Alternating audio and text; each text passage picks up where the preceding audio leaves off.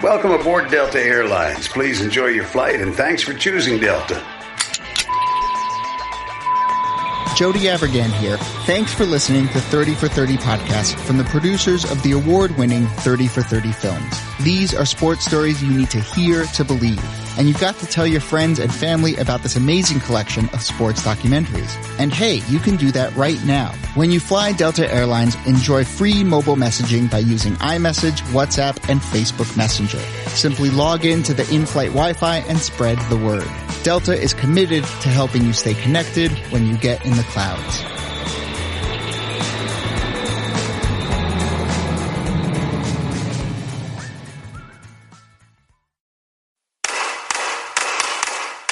From ESPN Films and ESPN Audio, you're listening to 30 for 30 Plus. My name is Jody Avirgan. This is our series of bonus podcasts in between seasons, conversations with filmmakers about recent 30 for 30 films. This week on 30 for 30 Plus, a peek behind the curtain of an epic sit-down between two NFL legends. The relationship spanned a lot of years. I mean, I know it was 16 years together, but then it's probably another 20-some on top of that. That's Bill Belichick, who is making his 11th Super Bowl coaching appearance this year and his 8th as head coach of the Patriots. The long relationship he's referring to is with the man who was head coach for Belichick's other Super Bowl appearances, Bill Parcells. It was a long time ago. You know, that started in 1981. We were in the same office at the old Giant Stadium. That's where I kind of really got to know him. The new 30 for 30 film, produced by NFL Films, is called The Two Bills, and it chronicles their close and at times rocky relationship. That relationship started in the 1980s with the New York Giants, but took a turn in 2000, while they were both coaching for the New York Jets. That's when Belichick left to become head coach of the Patriots, and for years after, the two men didn't talk. They were not what you call true friends. As far as I know, I think they're friends. It's more friendly than it is friends. I definitely see them as the best frenemies. Like, you don't get them together in the same room. The basis for the documentary, The Two Bills, is an interview with Parcells and Belichick, the first joint interview they've done since 1991. They sat down with director Ken Rogers, and I recently sat down with him too to talk about the film. I began asking him if he can pinpoint what motivates these two successful but very different coaching legends. It's the love of competition. It's the juice. It really comes down to that final soundbite you hear from Bill Parcells saying that nothing comes close to the juice that Belichick gets out there on a Sunday, and he now has to find it elsewhere. There's just an addiction to that high of competition in both of them. But it comes from different perspectives.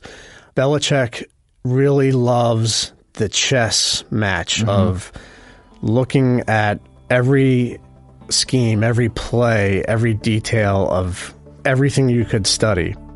I could dig in the details for a long time, keeping the offense off balance, and after you kind of look like you're in a pattern, to break that pattern. Parcells is like a general who loves just standing atop the hill, watching the troops go about the battle. And there's just something about that game day that has bonded them. And they see things the same way in the big picture about what drives them, even though on the granular level, they're so different as men. I look back at those years with Bill as some of the best years of my life, best years of my coaching career.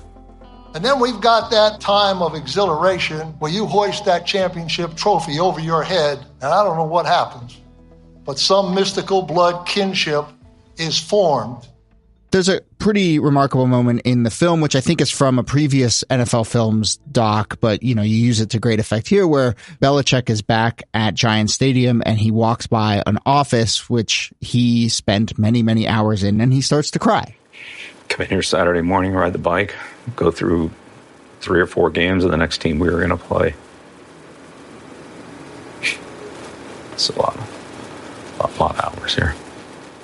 It's hard not to get choked up about it. Which I think just in general is something surprising to see from Bill Belichick. Correct me if you think I'm wrong there. But I'm wondering what is really going on there. He says, we spent a lot of hours here. What does that tell us about what makes him tick?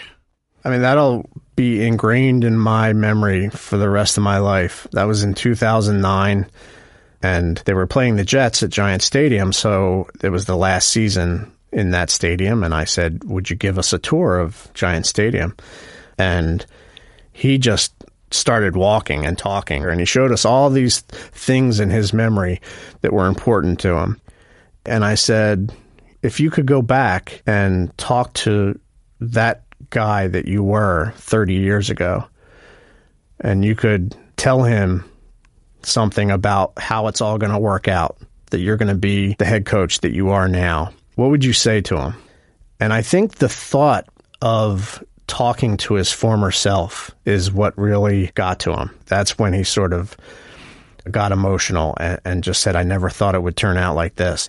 You can just see that he's realizing all those dreams that he had back then have worked out. You know, I was just trying to establish my coaching career, be a good coach, win some games. Damn, I spent a lot of hours in that room. So we spend a lot of time these days, because of how successful he is, talking about Bill Belichick and trying to sort of track his success. But obviously the story is about a relationship with him and Bill Parcells, who I think football people recognize as a legend, but has maybe faded naturally from the consciousness over the last decade or so. How much of a goal of it was it for this film to kind of restore Parcells and then, you know, the relationship between the two to prominence? Yeah, I think it was a great reminder. I don't know that his reputation needs restoring in, you know, the New York metropolitan area. Yeah. That's for sure. You know, everything goes back to Parcells when it comes to the Giants. I mean, the Giants have always succeeded the Parcells way. You know, Coach Coughlin, who won the other 2 Super Bowls, was assistant coach for him. And a bunch of people will say that the Belichick way, when it comes to head coaching, is the Parcells way. And that was really the reminder, is that we can all look at Bill Belichick and what he's achieved, and we can see traces of a lot of different philosophies. That's who Bill Belichick is. He takes things from a lot of different sources. But one of the biggest is Bill Parcells, and he admits that in this film. I learned so much. I mean, that was a springboard for, you know, really most everything else that happened. For Bill Parcells, I think that was the big takeaway from me, is how much credit Bill Belichick gave Bill Parcells in this film. But what specifically, you know, does Belichick learn from Parcells when they are outwardly facing at least so different? What is it that is the overlap between the two of them? Here's what it is. There's a history of great coordinators and great football coaches in the NFL who never become great head coaches because they can't handle the big picture. They're great with the X's and O's, but how do you handle the whole organization? You have to deal with personalities, you have to deal with PR, you have to deal with ownership. The things you have to deal with are so big picture. You are the captain of a ship. You're not the one concentrating on one oar. That is what Bill Belichick learned from Bill Parcells. I mean, Parcells is a leader. When Parcells walks in a room, everyone turns and wants to listen to what he says. Everyone is charmed by him, and he led an organization that way. And Belichick never really had that. He couldn't charm a whole team to go out there and give 10% more. He learned how to do that, I think, from Parcells. So were there any topics or questions that were either taken off the table, so to speak, beforehand? Were there any conditions to the interview? And then I guess during the interview itself, were there certain topics that you just didn't broach or were shut down?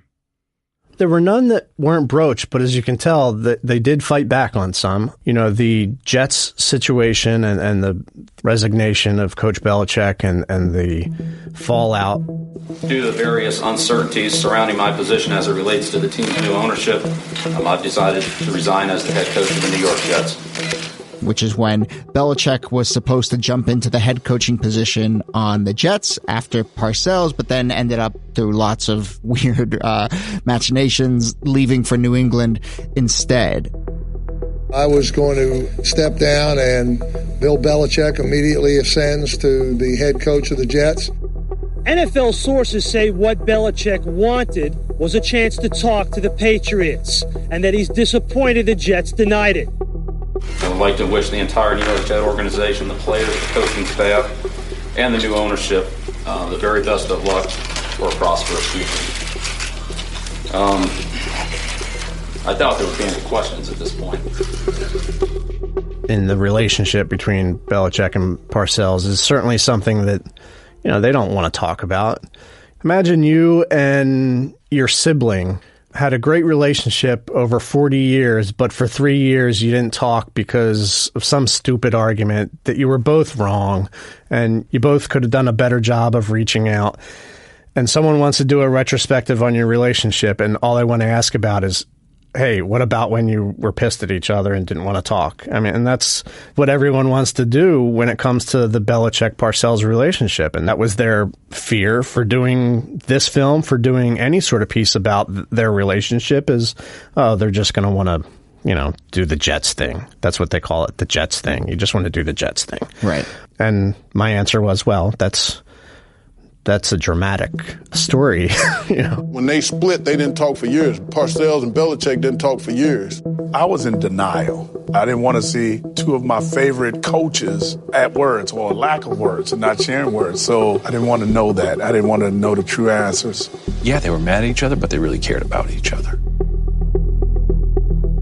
After the break, we'll find out how director Ken Rogers tackled the topic of the fallout between the two coaches. And we'll explore how the media spotlight amped up that conflict.